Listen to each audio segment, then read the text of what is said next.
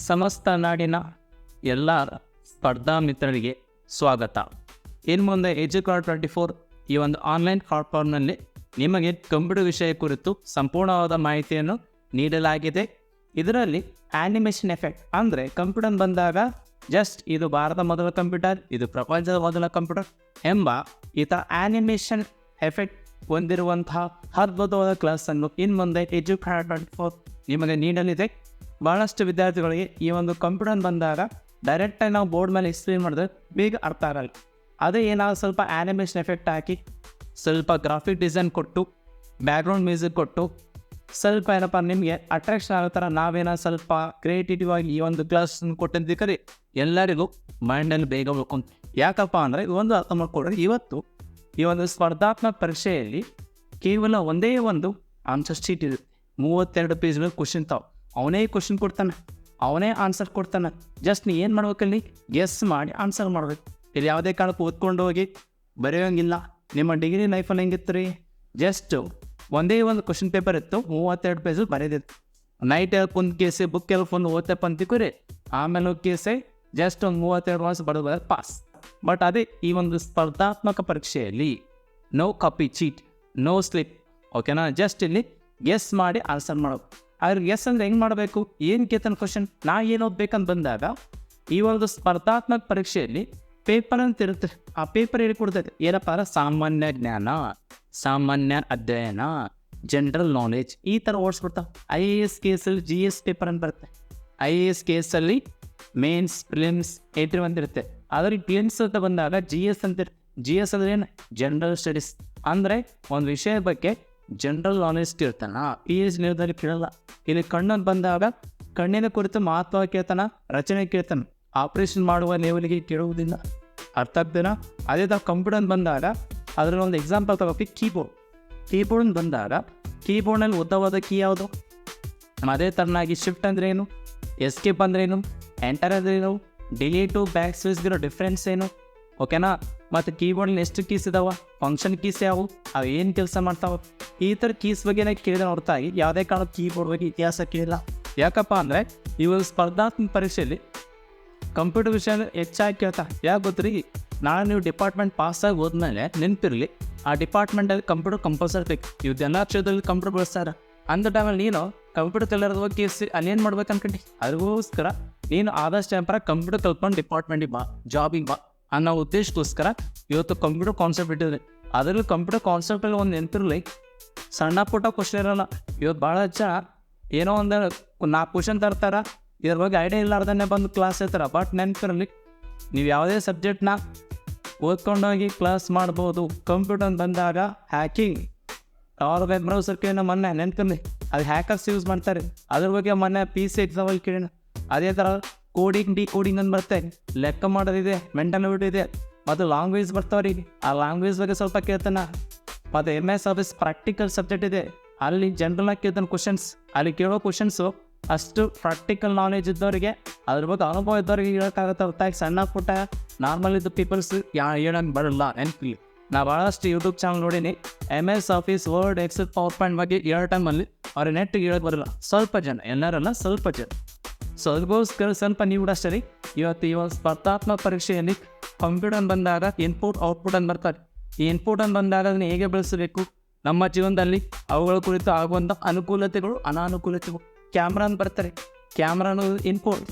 ಸಾಮಾಜಿಕವಾಗಿ ಇವತ್ತು ಕ್ಯಾಮ್ರಾ ಅಂತ ನೋಡ್ತಾ ಹೋದರೆ ಏನಂತಿದ್ದಾರೆ, ಕ್ಯಾಮ್ರಾ ಇವತ್ತು ಸ್ಪೈ ಕ್ಯಾಮ್ರಾ ಅಂತ ಇದಾವೆ, DSL ಕ್ಯಾಮ್ರಾ ಇದಾವೆ, ವೆಬ್ ಕ್ಯಾಮ್ರಾ ಇದಾವೆ, CCTV ಇದಾವೆ, ಇಷ್ಟೆಲ್ಲ ಕ್ಯಾಮ್ರಾ ಇದಾವೆ.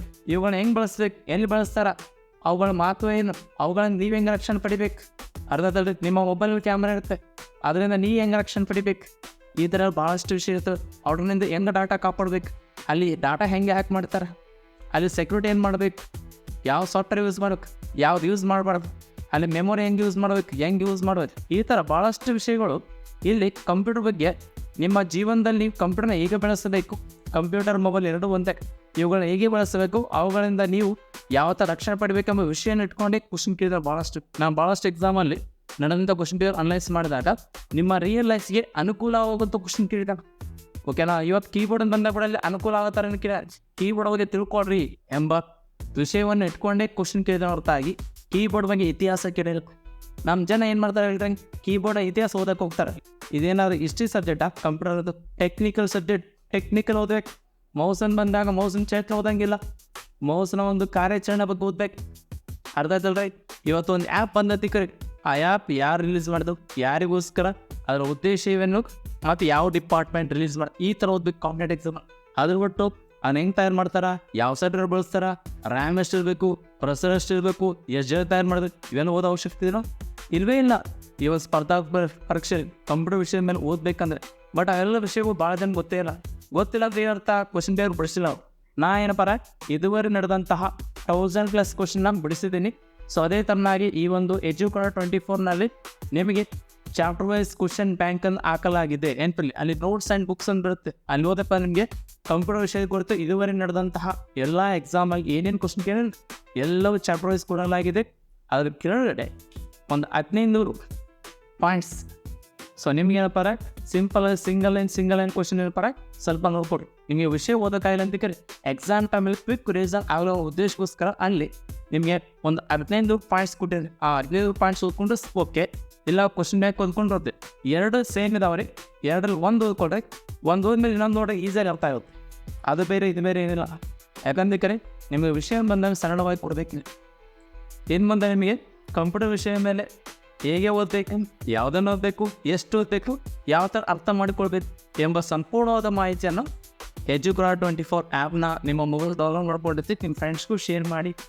ಜೊತೆಗೆ ನನ್ನ ಒಂದು ಯೂಟ್ಯೂಬ್ ಚಾನಲ್ ಇದೆ, ಎಜುಕಾರ್ಡ್ 24. ಈ ಒಂದು ಯೂಟ್ಯೂಬ್ ಚಾನಲ್ಲಿ ಇದುವರೆಗೆ ನಡೆದಂತಹ ಎಲ್ಲ ಎಕ್ಸಾಮಲ್ಲಿ ಏನೇನು ಕ್ವಶನ್ ಇರೋದು ಅವೆಲ್ಲ ಏನಪ್ಪ ಆ ಒಂದು ಯೂಟ್ಯೂಬ್ ಚಾನಲ್ಲಿ ಕ್ವಶನ್ ಪೇಪರ್ ಅನಲೈಸ್ ಮಾಡುವಂತಹ ಕಾರ್ಯಾಚರಣೆ ಇನ್ನು ಮುಂದೆ ಮಾಡುತ್ತೀನಿ. ನಾನು ನಮ್ಮ ಒಂದು ಟೀಮ್ ಇದೆ, ಆ ಟೀಮ್ ಜೊತೆ ಸೇರಿಕೊಂಡು ಮಾಡಿಕೊಡ್ತೀನಿ. ಅದೇ ಥರನಾಗಿ ಎಜುಕಾರ್ಡ್ ಫ್ಯಾಕ್ಟ್ಸ್ ಅಂತ ಒಂದು ಬರುತ್ತೆ. ಅದರಲ್ಲಿ ಈ ಒಂದು ಮೊಬೈಲ್ ಹೇಗೆ ಬಳಸಬೇಕು, ಮೊಬೈಲಲ್ಲಿ ನೀವು ಯಾವೊಂದು ಕ್ರಮಗಳು ಕೈಗೊಳ್ಳಬೇಕು, ಮತ್ತು ಸ್ವಲ್ಪ ಕರೆಂಟ್ ಅಫೇರ್ಸ್ ಮತ್ತು ಕೆಲವು ಫ್ಯಾಕ್ಟ್ಸ್, ಈ ಎಲ್ಲ ವಿಷಯಗಳನ್ನ ಎಜುಕಾರ್ಡ್ ಫ್ಯಾಕ್ಟ್ಸ್ ಈ ಒಂದು ಯೂಟ್ಯೂಬ್ ಚಾನಲ್ಲಿ ನೀಡಲಾಗಿದೆ. ಸೊ ಒಟ್ಟಿಗೆ ಏನಪ್ಪ ನಮಗೆ 2 ಯೂಟ್ಯೂಬ್ ಚಾನಲ್, ಒಂದು ಆ್ಯಪ್ ಮತ್ತು ಒಂದು ವೆಬ್ಸೈಟ್. ಓಕೆನಾ, ಒಟ್ಟು 4. ಓಕೆನಾ, ನಿಮಗೋಸ್ಕರ ನಿಮ್ಮ ಒಂದು ಬದುಕಿನ ಏಳಿಗೆಗಾಗಿ ನಾವು ಮಾಡುವಂಥ ಒಂದು ಚಿಕ್ಕ ಪ್ರಯತ್ನ, ದೊಡ್ಡ ಪ್ರಯತ್ನ ಅಲ್ಲ, ಚಿಕ್ಕ ಪ್ರಯತ್ನ. ಸೊ ಅದರ ಕಂಪ್ಯೂಟರ್ ವಿಷಯನ ಮೊದಲೇ ನಾವು ಸ್ವಲ್ಪ ಸ್ಟಾರ್ಟ್ ಮಾಡೋಣ. ಅದೇ ಥರನಾಗಿ ಈ ಒಂದು ಆ್ಯಪ್ನಲ್ಲಿ ಇದುವರೆಗೆ ನಡೆದಂತಹ ಎಲ್ಲ ಎಕ್ಸಾಮಲ್ಲಿ ಏನೇನು ಕ್ವಶನ್ ಅವೆಲ್ಲ ಕ್ವಶನ್ ಆಗ್ತಾಯಿದ್ವಿ. ಸೊ ನೀವು ಕೂಡ ಒಂದು ಎಕ್ಸಾಮ್ನ ಅಟೆಂಡ್ ಮಾಡಿ, ಅಲ್ಲಿ ಕ್ವಿಜ್ ನಡೆಸ್ತಾ ಇದ್ವಿ, ಆ ಕ್ವಿಜ್ನ ಅಟೆಂಡ್ ಮಾಡಿ ಎಲ್ಲ ಕ್ವಶನ್ನ ಪ್ರಾಕ್ಟೀಸ್ ಮಾಡಿ. ಓಕೆನಾ, I wish you all the best. ಅದರ ನಮ್ಮ ಒಂದು ಜರ್ನಿ ಸ್ಟಾರ್ಟ್ ಮಾಡೋಣ. ಸೊ ಅದರ welcome to our Educard 24 online ಪ್ಲಾಟ್ಫಾರ್ಮ್ಗೆ ಮತ್ತೊಮ್ಮೆ ಎಲ್ಲರಿಗೂ ಸ್ವಾಗತ. ನೀವು ಇವಾಗ ಆತುರದಿಂದ ಎಲ್ಲರೂ ಕಾಯ್ಕೊಂಡು ಇರುವಂಥ ಒಂದು ಹುದ್ದೆ ಅಂತ ಬಂದಾಗ ವಿಲೇಜ್ ಅಕೌಂಟೆಂಟ್, ಇದರಲ್ಲಿ 30 ಮಾರ್ಕ್ಸ್ ಇದೆ. PDO ಇದರಲ್ಲಿ 30 ಮಾರ್ಕ್ಸ್ ಇದೆ. ಅದೇ ಥರ ಗ್ರೂಪ್ C 30 ಮಾರ್ಕ್ಸ್ ಇದೆ. FDA SDA, ಈ ಒಂದು FDA SDAದಲ್ಲಿ KEA Karnataka examination authority ಅವ್ರು ಏನಾದ್ರು ಎಕ್ಸಾಮ್ನ ಕಂಡಕ್ಟ್ ಮಾಡಿದ್ರೆ 30 ಮಾರ್ಕ್ಸ್ ಫಿಕ್ಸ್. ಅದೇ ಥರನಾಗಿ DCC ಅಂತ ಬರುತ್ತೆ. DCC ಬಂದಾಗ ಡಿಸ್ಟ್ರಿಕ್ಟ್ ಕೋಆಪರೇಟಿವ್ ಬ್ಯಾಂಕ್ಸ್ ಅಂತ ಬರ್ತಾವೆ. ಸೊ ಅವ್ರು ಏನಾದ್ರು ಈ ಒಂದು ಎಕ್ಸಾಮ್ನ ಕಂಡಕ್ಟ್ ಮಾಡಿದ್ರೆ ಅಲ್ಲಿ ಕೂಡ ಏನಪ್ಪ 30 ಮಾರ್ಕ್ಸ್ ಕಂಪ್ಯೂಟರ್ ಮೇಲೆ ಕೇಳ್ತಾನೆ. ಅದೇ ಥರ KMF ಅಂತ ಬರುತ್ತೆ, FDSD ಇದೆ, ಅವ್ರು ಏನಾದ್ರು ಎಕ್ಸಾಮ್ ಕಂಡಕ್ಟ್ ಮಾಡಿದ್ರೆ ಅಲ್ಲಿ ಕೂಡ ಕಂಪ್ಯೂಟರ್ ಮೇಲೆ 30 ಮಾರ್ಕ್ಸ್ ಬರುತ್ತೆ. ಆಲ್ಮೋಸ್ಟ್ FPSD 90% ಅಪ್ಪ 30 ಮಾರ್ಕ್ಸ್ ಫಿಕ್ಸ್ ಆಗಿದೆ. ಅದೇ ಥರನಾಗಿ PCPSI ಅಂತ ಬಂದಾಗ ಇಲ್ಲಿ PSI ಅಂತ ಬಂದಾಗ ಒಂದು GK, ಇನ್ನೊಂದು SA ಮತ್ತು ಟ್ರಾನ್ಸ್ಲೇಷನ್. ಈ ಒಂದು GK ಬಂದಾಗ ಸಾಮಾನ್ಯ ಅಧ್ಯಾಯ 100 ಪ್ರಶ್ನೆಗಳು ಇರ್ತಾವ್ರಿ. 100 ಪ್ರಶ್ನೆಗಳು ಒಳಗೊಂಡಂತೆ ಒಂದು GK ಪೇಪರ್. ಇದರಲ್ಲಿ ಕಂಪ್ಯೂಟರ್ ಮೇಲೆ 5ರಿಂದ 15 ಪ್ರಶ್ನೆಗಳನ್ನು ಕೇಳುವ ಸಾಧ್ಯತೆ ಇದೆ. ಅದೇ ಥರನಾಗಿ PC ಅಂತ ಬಂದಾಗ ಪೊಲೀಸ್ ಕಾನ್ಸ್ಟೇಬಲ್, ಇಲ್ಲಿ ಒಂದೇ ಒಂದು GK ಪೇಪರ್ ಇರುತ್ತೆ. ಈ ಒಂದೇ GK ಪೇಪರ್ 12 ಕ್ವಶನ್ಸ್. 12 ಕ್ವಶನ್ದಲ್ಲಿ ಯಾವ ಸಬ್ಜೆಕ್ಟ್ನ ಹೆಚ್ಚು ಕಡಿಮೆ ಕೇಳ್ಬೇಕು, ಹಿಂಗೆ ಕೇಳ್ಬೇಕು, ಇಷ್ಟೇ ಕೇಳ್ಬೇಕಂತ ಹೇಳ್ತೀನಿ. ಅದಕ್ಕೋಸ್ಕರಾಗಿ ಕೂಡ ಅಷ್ಟೇ ನಿಮಗೆ ಕ್ವಶನ್ ಬಂದಾಗ ಒಂದು 5 to 10 ಇಲ್ಲ 15 ತನಕ ಕ್ವಶನ್ ಕೇಳ್ತಾರೆ. ಒನ್ ಟೈಮ್ PSIಯಲ್ಲಿ 19 ಕ್ವಶನ್ ಕೇಳಿದ್ದ, ಹುಷಾರಾಗಿ. ಅದೇ ಥರನಾಗಿ KPTCL 20 ಮಾರ್ಕ್ಸ್ ಫಿಕ್ಸ್, ಇಂಗ್ಲೀಷಲ್ಲಿರುತ್ತೆ ಫುಲ್. ಅದೇ ಥರನಾಗಿ HSTR ಮತ್ತು GPSTR high school teacher, government primary school teacher. ಇಲ್ಲಿ ಕೂಡ ಏನಪ್ಪ ನಿಮಗೆ 10-15 ಮಾರ್ಕ್ಸ್ ಫಿಕ್ಸ್. ಅದೇ ಥರನಾಗಿ SSC RRB ಅಂತ ಬಂದಾಗ 5-15 ಮಾರ್ಕ್ಸ್ ಫಿಕ್ಸ್. ಓಕೆನಾ. IAS ಕೇಸ್ ಅಂತ ಬಂದಾಗ IAS ಕೇಸ್ ಪ್ರಿಲಿಮ್ಸ್ ಅಂತ ಬರುತ್ತೆ. ಈ ಪ್ರಿಲಿಮ್ಸ್ ಅಲ್ಲಿ ಕೂಡ ಅಷ್ಟೇ GS ಪೇಪರ್ ಅಂತ ಇರುತ್ತೆ, ಪೇಪರ್ 1 ಪೇಪರ್ 2. ಇಲ್ಲಿ ಕೂಡ ನಿಮಗೆ ಏನಪ್ಪ 1-4 ಪ್ರಶ್ನೆಗಳನ್ನು ಕೇಳುವಂತಹ ಸಾಧ್ಯತೆ ಇದೆ. ಇಷ್ಟು ಏನಪ್ಪ ಕಂಪ್ಯೂಟರ್ ಎಂಬ ವಿಷಯದ ಮೇಲೆ ಹಲವಾರು ಪ್ರಶ್ನೆ ಪತ್ರಿಕೆಯಲ್ಲಿ ಕೇಳುವಂತಹ ಒಂದು ವಿಧಾನ. ನೆನಪಿರಲಿ, ಬೇರೆಲ್ಲ ವಿಷಯದಿಂದ ಬಂದಾಗ ಅವು 10-15 ಮಾರ್ಕ್ಸ್ ಕಿತ್ತೆ. ಬಟ್ ನಂದನ್ನು ಬಂದಾಗ ಕೆಲವು ಎಕ್ಸಾಮ್ಗಳಲ್ಲಿ 30 ಮಾರ್ಕ್ಸ್ ಫಿಕ್ಸ್. ಕಟ್ಟಿಟ್ಟ ಬುತ್ತಿ ಅಂತ ಹೇಳ್ತೀರಿ, ಅದ್ರಿಗೋಸ್ಕರ ಈ ಒಂದು ಕಟ್ಟಿಟ್ಟ ಬುತ್ತಿಯನ್ನು ನಿಮ್ಗೆಲ್ಲರಿಗೂ ಅಳವಡಿಸಿ ನಿಮ್ಮ ಮುಂದೆ. ಅದ್ರಿಗೋಸ್ಕರ ಈ ಏನಪ್ಪರ ಈ ಒಂದು ಬುತ್ತಿಯಲ್ಲಿರೋ ಜ್ಞಾನದ ಬುತ್ತಿಯನ್ನು ನೀವು ಕೂಡ ಏನಪ್ಪರ ಸೇವನೆ ಮಾಡಿ ನಿಮ್ಮ ಒಂದು ಜ್ಞಾನವನ್ನು ಹೆಚ್ಚಿಸಿಕೊಳ್ಳಿ. ಓಕೆನಾ. ಸೊ ಹಾಗಾದರೆ ಮೊದಲನೇದಾಗಿ ಕಂಪ್ಯೂಟರ್ನ ಇಂಡೆಕ್ಸ್ ಅಂದರೆ ಕಂಪ್ಯೂಟರ್ನ ಪರಿವಿಡಿ ಬಂದಾಗ ನಾವು ಏನೇನು ಓದಬೇಕು, ಯಾವ ಸಬ್ಜೆಕ್ಟ್ ಇದಾವೆ, ಇಲ್ಲಿ ಯಾವ ಕಾನ್ಸೆಪ್ಟ್ ಇದೆ. ಹಾಗಾದ್ರೆ ಇಲ್ಲಿ ಚಾಪ್ಟರ್ ನಂಬರ್ 1 ಅಂತ ನೋಡ್ತಾ ಹೋದರೆ ನಾವಿಲ್ಲಿ ಏನು ನೋಡ್ಬೇಕಪ್ಪ, ಕಂಪ್ಯೂಟರ್ನ ಇತಿಹಾಸ, ಹಿಸ್ಟ್ರಿ ಆಫ್ ಕಂಪ್ಯೂಟರ್ ಜೊತೆ. ಈ ಒಂದು ಕಂಪ್ಯೂಟರ್ ಹೇಗೆ ಆರಂಭವಾಯಿತು, ಅದರ ಒಂದು ಉಗಮ ಆರಂಭದಲ್ಲಿ ಹೇಗಿತ್ತು, ಈಗ ಈ ಒಂದು ಕಂಪ್ಯೂಟರ್ನ ಒಂದು ಪ್ರೆಸೆಂಟ್ ಸಿಚುವೇಶನ್ ಹೇಗೆ ಇದೆ. ಸ್ಟಾರ್ಟಿಂಗ್ ಕಂಪ್ಯೂಟರ್ ಅಂದಾಗ ದೊಡ್ಡ ಬಂಗಲೆಯಲ್ಲಿ ಗ್ರೋತ್ ಪ್ರಮಾಣದಲ್ಲಿ, ಅದೇ ಇವತ್ತು ನ್ಯಾನೋ ಕಂಪ್ಯೂಟರ್ ಅಂತ ಬಂದವರು ಭಾಳ ಚಿಕ್ಕವಾಗಿರ್ತಾ ಆ ಲೆವೆಲ್ಗೆ ಇವತ್ತು ಟೆಕ್ನಾಲಜಿ ಬೆಳೆದಿದೆ. ಅದರ ಬಗ್ಗೆ ಇಲ್ಲಿ ಮಾಹಿತಿಯನ್ನು ಪಡೆಯಬೇಕು. ಅದೇ ಥರನ ಕಂಪ್ಯೂಟರ್ನ ಅರ್ಥ ಮತ್ತು ವಿಧಗಳು, ಕಂಪ್ಯೂಟರ್ ಅಂದರೆ ಏನು, ಅದು ಹೇಗೆ ಕೆಲಸ ಮಾಡುತ್ತೆ, ಮತ್ತು ಅದರಲ್ಲಿ ಎಷ್ಟು ಟೈಪ್ಸ್ ಇದ್ದಾವೆ ಅಂತ ನೋಡೋಣ. ಅದೇ ಥರನಾಗಿ ಚಾಪ್ಟರ್ ನಂಬರ್ 3 ಅಂತ ನೋಡ್ತಾ ಹೋದರೆ CPU ಅಂದರೆ ಏನು, ಕಂಪ್ಯೂಟರ್ ಒಂದು ಮೆಥಡ್ ಅಂತ ಕೇಳ್ತೀನಿ. ಹಾಗಾದ್ರೆ ಅದು ಹೇಗೆ ಕೆಲಸ ಮಾಡುತ್ತೆ, ಮತ್ತು ಅದರಲ್ಲಿ ಕಾಂಪೋನೆಂಟ್ಸ್ ಅಂತ ಇದ್ದಾವೆ. ಕಾಂಪೋನೆಂಟ್ಸ್ ಅಂದರೆ ಘಟಕಗಳು. ಘಟಕ ಅಂದಾಗ ಒಳಗಡೆ ಮದರ್ ಬೋರ್ಡ್ ಇರುತ್ತೆ, ಪ್ರೊಸೆಸರ್ ಇರುತ್ತೆ, ಮತ್ತು ಏನಪ್ಪ ರ್ಯಾಮ್ ಇರುತ್ತೆ. ಓಕೆನಾ. ಅದೇ ಥರನಾಗಿ SMPS ಅಂತ ಇರುತ್ತೆ. ಹೀಗೆ ಹಲವಾರು ಕೆಲವೊಂದು ಏನಪ್ಪ ಕಾಂಪೋನೆಂಟ್ಸಲ್ಲಿ ಇರ್ತವೆ. ಅವುಗಳ ಬಗ್ಗೆ ಸ್ವಲ್ಪ ಚಿರು ಮಾಹಿತಿಯನ್ನು ಪಡೆಯೋಣ.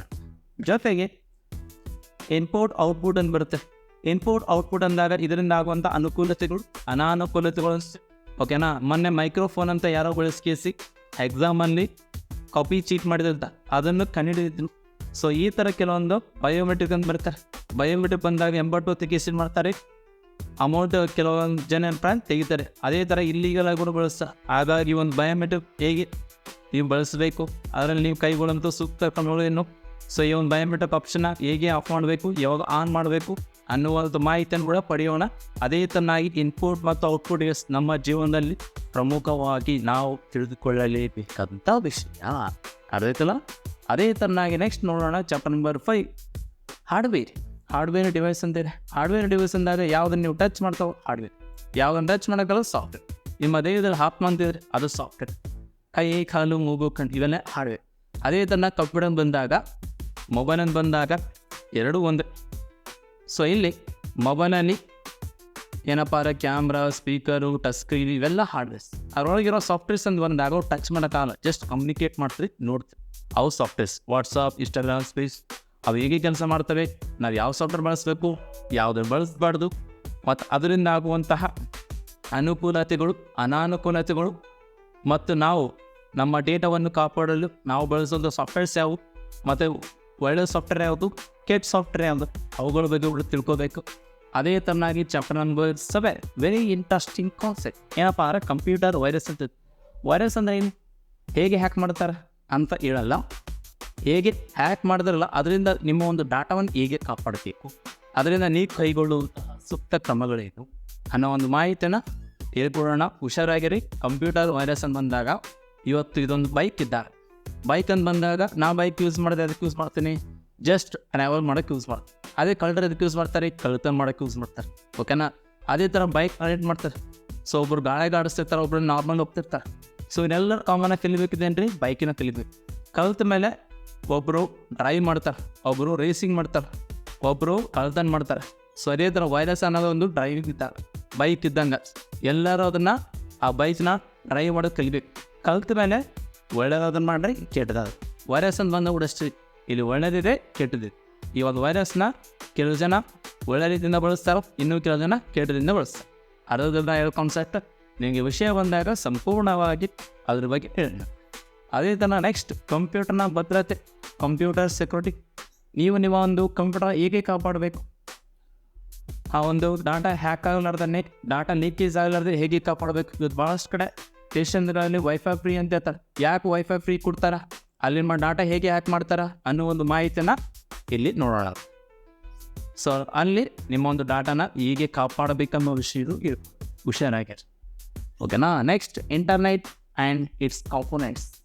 ಸೊ ಇಂಟರ್ನೆಟ್ ಅಂದರೆ ಅದು ಹೇಗೆ ಕೆಲಸ ಮಾಡುತ್ತೆ, ಅಲ್ಲಿ ಯಾವ ಒಂದು ವಸ್ತುಗಳನ್ನು ಬಳಸ್ತಾರ, ಅವುಗಳಿಗೆ ಏನಂದು ಕರೀತಾರ, ಅವುಗಳ ಬಗ್ಗೆ ಗೊತ್ತಿಲ್ಲ. ಅದೇ ಥರ next network and topology. Network ಅಂದರೆ ಇವತ್ತು ಒಂದು ಮಾಹಿತಿನ ಒಂದು ಕಡೆಯಿಂದ ಇನ್ನೊಂದು ಕಡೆ ಕಳಿಸ್ಬೇಕಾದ್ರೆ ಅಲ್ಲಿ ನೀವು ಬಳಸುವಂಥ ಸಾಧನ ಕೇಳ್ತಾರೆ ನೆಟ್ವರ್ಕ್.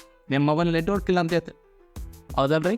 ನೆಟ್ವರ್ಕ್ ಅಂದರೆ ಒಂದು ಮಾಹಿತಿಯನ್ನು ಒಂದು ಕಡೆಯಿಂದ ಇನ್ನೊಂದು ಕಡೆಗೆ ಕಳಿಸುವಂತಹ ಸಾಧನ. ಟೋಪೋಲಜಿ ಅಲ್ಲಿ ಡಿಸೈನ್ ಮಾಡ್ತಾರೆ. ಸೊ ಇವತ್ತು ಒಂದು ಟವರ್ ಅಂತ ಬಂದಾಗ ಇವತ್ತು ಟವರ್ ಆಫ್ ಆಗಲ್ಲ. ಯಾಕೆ ಆಫ್ ಆಗಲ್ಲ, ಸುತ್ತಮುತ್ತ ಕನೆಕ್ಷನ್ ಕೊಟ್ಟಿರ್ತಾರೆ, ಅಲ್ಲಿ ಯಾವ ಥರ ಡಿಸೈನ್ ಮಾಡಿರ್ತಾರೆ ಅದ್ರ ಬಗ್ಗೆ ತಿಳುವೋಣ. ಅದೇ ಥರನಾಗಿ ಡಾಟಾ ಕಮ್ಯುನಿಕೇಷನ್, ದತ್ತಾಂಶ ಸಂವಹನ, ವೈರ್ ಮತ್ತು ವೈರ್ಲೆಸ್ ಟೆಕ್ನಾಲಜಿ ಅಂತ ಬರ್ತಾರೆ. ಒಂದು ಮಾಹಿತಿಯನ್ನು ಒಂದು ಕಡೆಯಿಂದ ಇನ್ನೊಂದು ಕಡೆ ಯಾವ ಒಂದು ವಿಧಾನದಲ್ಲಿ ಕಳಿಸ್ತಾರೆ ಎಂಬ ಮಾಹಿತಿಯನ್ನು ಇದು ನೋಡೋಣ. ಇಲ್ಲಿ ವೈರ್ ಮತ್ತು ವೈರ್ಲೆಸ್ ಅಂತ ಬರುತ್ತೆ.